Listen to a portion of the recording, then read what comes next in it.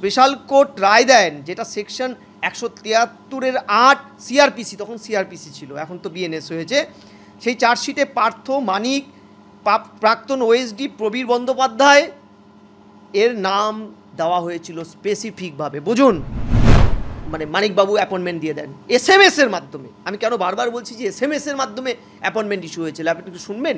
Interview বোর্ডে interview ডাকার জন্য ফোন কলের মাধ্যমে ডাকা হয়েছে। পৃথিবীর কততম আশ্চর্য এটা হতে পারে, আপনি অচিরেই বুঝুন কতটা দুর্নীতি হতে পারে।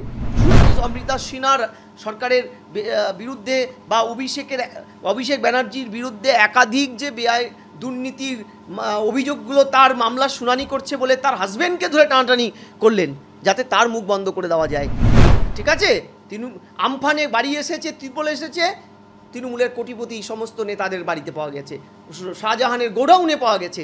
তাহলে অন্ন, বস্ত্র, বাসস্থান, শিক্ষা সর্বত্রই সরকার লুটেছে, লুটত রাজ করেছে। কোনো একটা রিক্রুটমেন্টে দেখান কন্ট্রাকচুয়াল চুরি, প্যারা টিচার চুরি, আপনি সিভিক ভলেন্টিয়ার রিক্রুটমেন্ট চুরি, কোথায় চুরি নেই? না, একেবারেই 26,000 ইতিমধ্যেই রাস্তায়, চাকরিহারারা রাস্তায় একেবারে চাকরির জন্য লাঠি চার্জ থেকে শুরু করে লাথি কোনোটা বাদ যায়নি। এবার কি তাহলে সেই 32,000 পালা?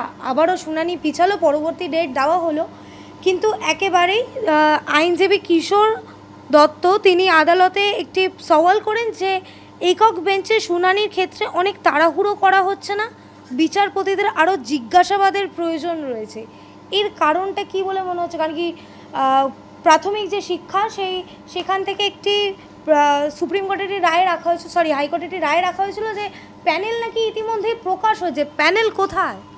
না, আমি প্রশ্ন বলছি যে কিশোর দত্ত নিতান্তই কিশোর সুলভ কথাবার্তা এগুলো বলছেন। মাননীয় কিশোর দত্ত মহাশয় আইন বা বিচার ব্যবস্থাকে এই সরকার যেমন 11 সালে ক্ষমতায় আসার পরে লিমিটেড করা, কন্ট্রোল করা, প্রভাবিত করার চেষ্টা করেছে। বিচারপতি রাজশেখর মান্তার বাড়ির সামনে তৃণমূলের আশ্রয়ে বেড়ে ওঠা তাদের কর্মীরা একের পর এক যে পোস্টারিং করেছিল, যাকে পুলিশ এখনও তাদের কাউকে অ্যারেস্ট করতে পারেনি সিসি ক্যামেরা থাকার পরেও, কিংবা একাধিক এজলাস, জাস্টিস গাঙ্গুলি সেই সময়ে যে একের পর এক রায় দানের সময় তার মানে এজলাস বয়কট থেকে শুরু করে কি না হয়েছে এ রাজ্যে। আমরা এমনও দেখেছি যে ছোট ছোট যে গ্রামীণ আদালতগুলো, জেলা স্তরের আদালতগুলো, সেখানকার বিচারপতির বাড়িতে ফোনে ধমকি দিয়ে হামলা চালানোর মতন পরিস্থিতিও চলে এসছে এই রাজ্যে। অর্থাৎ আইন ব্যবস্থাটাকে লিমিটেড করা। আজকে নতুন পন্থা নিয়েছে কিশোরবাবুর হাত ধরে, আমাদের রাজ্যের কিশোরবাবুর হাত ধরে এখানে রাজ্য নিজের এই দুর্নীতিটাকে ধামাচাপা দিতে বিভিন্ন ধরনের কৌশলগত অবস্থান নিচ্ছেন। আচ্ছা, আমার প্রশ্নটা হচ্ছে যে মামলাটা একের পর এক ডিভিশন বেঞ্চ, নিম্ন আদালতে, উচ্চ আদালতে, ডিভিশন বেঞ্চে, সুপ্রিম কোর্টে একের পর এক শুনানি হয়েছে, একের পর এক শুনানি, জাস্টিফিকেশনগুলো আইনের ভাষায় যেটাকে বলে ল অফ কমন সেন্স, তার ভাষায় প্রত্যেকটা স্তরে কিন্তু এটার তুল্যমূল্য বিচার হয়েছে। বিচার হওয়ার পরে একটা রায় বেরিয়েছে। সরকার পক্ষকে একাধিকবার 26,000 চাকরি চলে যাওয়ার আগে একাধিকবার সুযোগ দেওয়া আত্মপক্ষ সমর্থনের, এমনকি এই 26,000 চাকরির মেধা তালিকা প্রকাশের জন্য রাজ্য সরকারকে বারবার বলা হয়েছিল, রাজ্য শোনেনি, রাজ্য আমল দেয়নি, রাজ্য প্রকাশ করেনি। রাজ্য বিভিন্ন সময় বিভিন্ন মিথ্যা কথা বলেছে, বা তাদের সরকারের চালিত মানে স্বশাসিত এসএসসিকে দিয়ে মিথ্যা কথা বলিয়েছে, অ্যাপয়েন্টমেন্ট অথরিটি বোর্ডকে দিয়ে মিথ্যা কথা বলিয়েছে, সরকার শিক্ষা দপ্তর মিথ্যা কথা বলেছে। হ্যাঁ, একদম। তো অটোনোমাস বডি বলছেন, আবার এসএসসির অ্যাডের আগে উনি এসএসসির মানে অ্যাডের যে কথাটা এসএসসির বলার কথা, তিনি প্রেস কনফারেন্স করে বলছেন অমুক দিন ফর্ম ফিল আপ হবে, অমুক দিন ফর্ম দেওয়া হবে, অমুক দিন এটা হবে, ওটা হবে। অর্থাৎ আমাদের রাজ্যে অটোনোমাস মানে একটা সোনার পাথর বাটি, এটা অস্বীকার যেখানে। এবার প্রশ্ন হচ্ছে 32,000 চাকরি প্রাইমারি। দেখুন, আমি বারবার বলছি, এই 32,000 চাকরির ইন্টারভিউ যখন 2014 সালে হয়, তখন অন্যতম একজন ইন্টারভিউর মানে এক্সপার্ট হিসাবে আমার অ্যাপয়েন্টমেন্ট ছিল শিলিগুড়িতে, যেটা কোনো কারণে আমি সেই অ্যাপয়েন্টমেন্টের স্থলে গিয়েও আমাকে ব্যাক করতে হয়, কারণ বিস্তর বেনিয়ম। তার কোনো শিক্ষকদের জন্য যে ন্যূনতম টিচিং অ্যাপটিটিউড টেস্ট বা ক্লাস ডেমনস্ট্রেশন যেটাকে আমরা বলি, সেটা ন্যূনতম কিচ্ছু এই সরকার করেনি। ন্যূনতম ইন্টারভিউর যে শর্ত ভারত সরকারের বা আন্তর্জাতিক জাতীয় স্তরে যে শিক্ষক রিক্রুটমেন্টের প্রাথমিক থেকে হায়ার সেকেন্ডারি কলেজ বিশ্ববিদ্যালয়ের শিক্ষক রিক্রুটমেন্টের যে ক্লাস ডেমনস্ট্রেশন একটা পার্ট হতে পারে, সেটাই সরকার করেনি প্রাইমারিতে 14 এটায়। এবং জেনে রাখুন, এই প্রাইমারির 32,000 চাকরির মানে রাখা যাবে, বাতিল করা যাবে না, এই সপক্ষে সরকারকে যদি বলতে বলা হয়, এই সরকার একটা কাগজ দেখাতে পারবে না। হাই স্কুলে তাও 2-4টা কাগজ দেখানোর ছিল 26,000-এ, এটা কিচ্ছু নেই সরকারের কাছে। আমি আবারও বলছি, এই প্রাইমারিতে কোনো কাগজ এরা রাখেনি। মাথায় রাখতে হবে, এই প্রাইমারি এক্সিস্টিং যখন ইয়েটা হয় ইন্টারভিউ, তখন মানিকবাবু, গুণধর মানিক ভট্টাচার্য, এই সরকারের মানিক, তিনি কিন্তু এই প্রক্রিয়ার সাথে ওতপ্রোতভাবে যুক্ত ছিল। এবং এই মানিকবাবু কিন্তু জেল খেটে বেরিয়েছেন। এই মানিকবাবু প্রাথমিকে 32,000 বাতিলের যখন 28/4/2023 জাস্টিস গাঙ্গুলি রায়টা দেয়, 28/4/2023 এপ্রিল মাসে 28 তারিখ, ঠিক আছে, মানে তারপরে এটা ডিভিশন বেঞ্চে, তপব্রত চক্রবর্তীর ডিভিশন বেঞ্চে এটা উঠে মামলাটা ডিভিশনে। 2014 টেটে second supplementary final report CBI যেটা দিয়েছিল, খেয়াল করুন, এটা কিন্তু সিবিআইয়ের তত্ত্বাবধানে কোর্ট মনিটরিং সিবিআই তদন্ত হয়েছিল। সেখানে ফাইনাল রিপোর্ট সিবিআই কী বলেছিল 2014 এই টেট নিয়ে, এই প্রাইমারি রিক্রুটমেন্ট নিয়ে স্পেশাল কোর্ট রায় দেন, যেটা সেকশন 173(8) সিআরপিসি, তখন সিআরপিসি ছিল, এখন তো বিএনএস হয়েছে। সেই চার্জশিটে পার্থ মানিক, প্রাক্তন ওএসডি প্রবীর বন্দ্যোপাধ্যায় এর নাম দেওয়া হয়েছিল স্পেসিফিকভাবে, বুঝুন। শুধু তাই নয়, 2014 এই যে টেট, ফলে 2016 14ই সেপ্টেম্বর ফলটা বেরোয়। তারপরে এখানে দেখা যায় যে মানে সিবিআই রিপোর্টে 270 জনকে 1 নম্বর করে দাঁড়িয়ে দেওয়া হয়েছিল বেআইনিভাবে। শুধু তাই নয়, 2017 11 থেকে 17 মে এই টেনিওরটার মধ্যে বিকাশ ভবনে চাকরি প্রার্থীদের নথি যাচাই কথা পার্থবাবু যখন বলেন মানিককে, তখন 752 জনকে SMS করে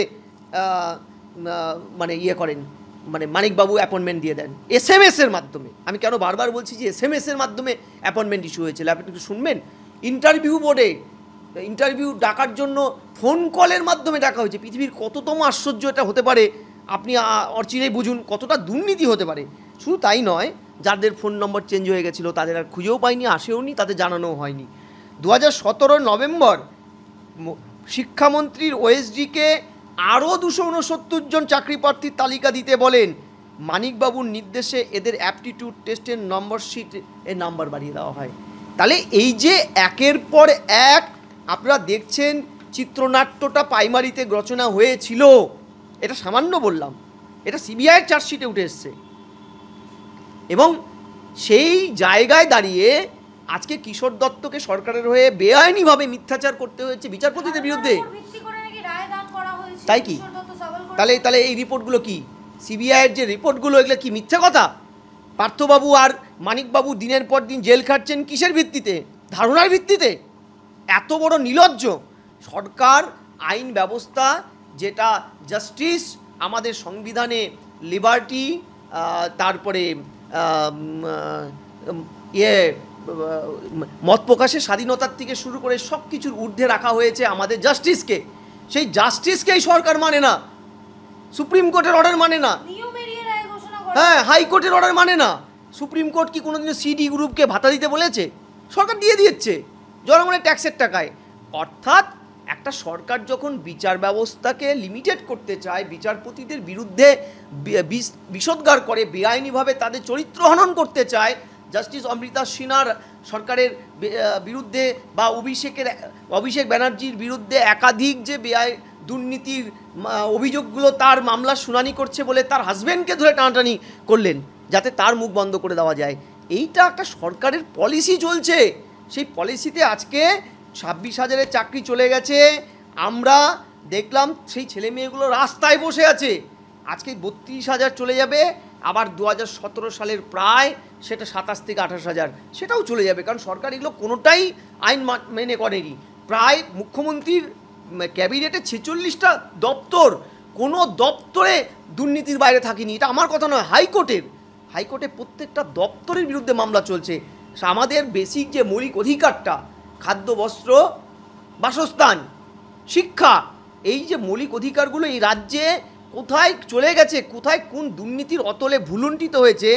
শিক্ষা দপ্তরটা পুরো জেলে, খাদ্য দপ্তরের মন্ত্রী জেলে, তারপরে গরিবের রেশন চুরিটা করে খেয়ে ফেলেছে লকডাউনের সময়, বুঝুন ভারত সরকার যে রেশনটা দিয়েছিল। তারপরে আপনি বাসস্থান ছেড়েই দিন, প্রধানমন্ত্রী আবাস যোজনার ঘর তৃণমূলের কোটিপতি নেতারা গোয়াল ঘর বানিয়ে রেখেছে, গরু থাকতে দেয়, গরিব বাড়ি পায়নি, ঠিক আছে। আমফানে বাড়ি এসেছে, ত্রিপল এসেছে, তৃণমূলের কোটিপতি সমস্ত নেতাদের বাড়িতে পাওয়া গেছে, শাহজাহানের গোডাউনে পাওয়া গেছে। তাহলে অন্ন, বস্ত্র, বাসস্থান, শিক্ষা সর্বত্রই সরকার লুটেছে, লুটত রাজ করেছে, হরিলুটের বাতাসের মতন খেয়েছে। তারপরে তাদের হয়ে সওয়াল করছে সরকারের, জনগণের ট্যাক্সের টাকায় চলা একটা সরকারের প্রশাসন। এই যে আপনি বললেন টেলিফোন মারফত নাকি ডাকা হয়েছে, হ্যাঁ, একেবারে সওয়াল করেছেন যে অ্যাপটিটিউড টেস্ট নেওয়া হয়নি, ইন্টারভিউ টেলিফোনের মাধ্যমে ডাকা হয়েছে, এই বেঞ্চে রায় জানানো হয়েছিল, সত্যতা নেই। তাই সত্যতা নেই, তাহলে সত্যিটা কি আপনি বলুন, সত্যিটা কি? আমি তো নিজে ইন্টারভিউ বোর্ডে প্রেজেন্ট ছিলাম, আমার তাহলে চোখগুলো ভুল, আমার স্মৃতি দুর্বল হয়ে গেছে 2014 পর থেকে। আমাকে সরকার অ্যাপয়েন্টমেন্ট দিয়েছিল, আমি নিজে দেখেছি একটা সান্তালি, আমি একটু বলি, সান্তালি ডিপার্টমেন্টে একটা টিচার পোস্ট ফাঁকা ছিল শিলিগুড়িতে। তাই সেই মেয়েটাকে ওভার দ্য টেলিফোন যোগাযোগ করা হয়, সেই মেয়েটা যথারীতি টেলিফোন যখন করা হয়, তিনি আউট অফ স্টেশন, এটা তো হতে পারে না, তাকে তো একটা নির্দিষ্ট সময় তাকে বলতে হবে। সে মেয়েটা আসতে পারেনি, সেই চাকরিটা কী হয়েছে আমি জানি না। পরবর্তীকালে মেয়েটা আমার বিশ্ববিদ্যালয়ে এসেছিলো, স্যার আপনার নামটা পেলাম, আপনি ইন্টারভিউ বোর্ডে ছিলেন, আমি তো স্যার ইন্টারভিউটা দিতে পারিনি, চাকরিটাও হয়নি, আমি কী করে পৌঁছাবো, কলকাতার থেকে ভাইকে নিয়ে আমি ব্যস্ত ছিলাম একটা কাজে। এইটাও ফ্যাক্ট। কিছু কিছু জায়গায় হয়তো মেল করেছে, একটা বড় অংশ SMS এর মাধ্যমে ইন্টারভিউ বোর্ডে ডাকা হয়েছে, আমি এটা হলপ করে বলছি আপনাকে। তাহলে কী করে বলেন উনি? আসলে ব্যাপারটা হচ্ছে মিথ্যাগুলোকে বারবার মিথ্যা বললে পরে সেটা সত্যি হয়ে যায়। এই সরকার এটা ভালো করে জানে, জনমানুষে এই কথাগুলো তারা বারবার প্রচার করে বেড়াচ্ছে। আমি আপনাকে পরিষ্কার বলছি, এটার কোনো লিগ্যাল ভিত্তি নেই। আর এই সরকার যে পুরোপুরি দুর্নীতিতে ছেয়ে গেছে তার তো প্রমাণ দেখতে পাচ্ছেন আপনারা। পৌরসভার থেকে শুরু করে কোথাও দুর্নীতি বাদ রেখেছে এরা, কিছু বাদ রেখেছে। আরে শিশুদের খাওয়ার, মিড ডে মিলেও পুকুর চুরি। আপনি বুঝুন তো তাহলে কোথায় আছেন? একটা সরকার চলছে না সার্কাস চলছে? আদালত টানছে বলে সরকারটা চলছে, অথচ ভোট তারা ফি বছর ভোট করাচ্ছে, ক্ষমতায় আসীন হচ্ছে, ভোট লুট করছে, জনগণের ট্যাক্সের টাকায় রাজ্যে একদম 9-6 করে তারা কোটিপতি হচ্ছে। তাহলে এইটা একটা সরকারের বেসিক স্ট্রাকচার চলতে পারে না, চলতে পারে না এই সরকারটা। এইভাবে একটা সরকারের জনগণের ম্যান্ডেটে পাওয়া একটা সরকার জনবিরোধী, অ্যান্টি পিপুল একটা স্ট্যান্ড নিয়ে চলতে পারে না। আজকে জব নেই রাজ্যে, একটা কারখানা খুলছে না মমতা ব্যানার্জি। আপনি বলুন তো, এই সরকারে মমতা ব্যানার্জি 11 সালে ক্ষমতায় আসীন হওয়ার পরে একটা ফ্যাক্টরি শিলান্যাস করে তার ফিতে কেটেছে দেখান, একটা আর্কাইভে আপনি ছবি দেখান। আপনি তো সংবাদপত্রে এতদিন ধরে আছেন, ইউটিউব চ্যানেলে নেই। বেসিক্যালি বামফ্রন্ট শেষের দিকে একটা স্লোগান তুলেছিল যে শিল্প আমাদের, কৃষি আমাদের ভিত্তি, শিল্প আমাদের ভবিষ্যৎ। তৃণমূল ক্ষমতা এসে স্লোগানটা পাল্টে এটাকে এই জায়গায় এনে ফেলেছে যে কৃষি আমাদের ভীতি, শিল্প আমাদের ভিত্তিপ্রস্তর। ফলে আমাদের এখানে কৃষিও নেই, শিল্প তো নেই, বরং যা আছে চুরি চামারি, 2 নম্বরি, ব্ল্যাক মানি, তারপরে ভুয়ো রেশন কার্ড, আধার কার্ড, জাল ভোটার কার্ড, সমস্ত কিছু জালের কারখানা। ভারতে 1 নম্বর জাল কারখানা যদি কোথাও থাকে পশ্চিমবঙ্গে। আর চুরি তো তৃণমূলের চালিত সরকারের অধিকার, রাষ্ট্রীয় অধিকার, সংবিধান প্রদত্ত তাদের অধিকার, তাদের দলের সংবিধানের অধিকার এটা। তার ফলে যা হচ্ছে তাই। আপনি কোনো একটা রিক্রুটমেন্টে দেখান, কন্ট্রাকচুয়াল চুরি, প্যারা টিচার চুরি, আপনি সিভিক ভলেন্টিয়ার রিক্রুটমেন্ট চুরি। কোথায় চুরি নেই? ভুয়ো চুরিতে ভর্তি হয়ে গেছে, বিধানসভার মধ্যে হাজির হয়ে গেছে ভুয়ো বিধায়ক, ভুয়ো ডাক্তার। আপনি বুঝুন তাহলে কোন রাজ্যে আপনি আছেন। এখানে ভোট দেয় কারা? দ্বিজেন, মাধবীরা। দ্বিজেন মুখোপাধ্যায়ের মতো শিল্পী, মাধবী মুখোপাধ্যায়ের মতন প্রথিতযশা শিল্পীরা মরে যাওয়ার পরেও স্বর্গ থেকে নেমে আসে ভোট দেয়। আপনার অনেক প্রিয়জন যারা মারা গেছেন তারাও এসে ভোট দিয়ে যায়, কিন্তু আপনারা দেখতে পান না, কারণ তাদেরকে স্বর্গের থেকে নামিয়ে এসে তৃণমূল ভোটটা করিয়ে নেয়। এটা হচ্ছে এই রাজ্যের শিল্প। দাদা একেবারে শেষ প্রশ্ন, এই যে চুরি ডাকাতি একাধিক যে তথ্য আপনি দিলেন ইতিমধ্যেই, আমরা দেখতে পেলাম সৌগত রায় অর্থাৎ তৃণমূল সাংসদ সৌগত রায় তিনি একেবারে একটা স্টেটমেন্ট দিয়েছেন যে লক্ষ্মীর ভান্ডার পাচ্ছেন, কন্যাশ্রী পাচ্ছেন, যুবশ্রী পাচ্ছেন, শিক্ষায় এই দুর্নীতিটা নাকি বড় ইম্প্যাক্ট ফেলবে না। না দেখুন, 26,000 রাস্তায় 32,000 না না না না, এটা অভিজ্ঞ সৌগতবাবু হয়তো অনেকটা জাজমেন্ট থেকেই বলেছেন যে ভারতবর্ষ এমন একটি রাজ্য, তার মধ্যে পশ্চিমবঙ্গ আরেকটি অদ্ভুত রাজ্য যেখানে এত অভাব, এত কর্মহীনতা, যেখানে এই 500 টাকা ভাতা মানুষের জীবনে জীবন কাটি। সেই জায়গায় 26,000-এর চাকরি চলে যাওয়ার পরেও 26,000-এর মায়েরা, মানে 26,000 চাকরি যাদের চলে গেছে তাদের মায়েরাও হয়তো 500 টাকা 1000 টাকা বাধ্য হয়ে নেন, কিছু করার থাকে না, কারণ নেইমামার থেকে কানামামা তো ভালো, আমি তাদেরকে ছোট করছি না। এটাই এ রাজ্যের অভাবের রাজ্যে, মানে বলে না যে সেই একটা আমরা পড়তাম যে চাঁদও যেন ঝলসানো রুটি, ঠিক আছে, একটা অভাব অনাহারের রাজ্যে চারটাও মনে হয় যেন ঝলসানো রুটি, সেখানে চারটার মধ্যে রোমান্টিসিজম খুঁজে পাই না আমরা। ফলে রুড়ো বাস্তব, সৌগতবাবু ঠিকই বলেছেন যে চাকরিটা চুরি হয়ে গেছে যেই মায়ের সন্তানের, সেই মাও 1000 টাকা হাত পেতে নেয়, কারণ কিছু তো হলেও নুন ভাত তুলে দিতে পারে সন্তানের মুখে।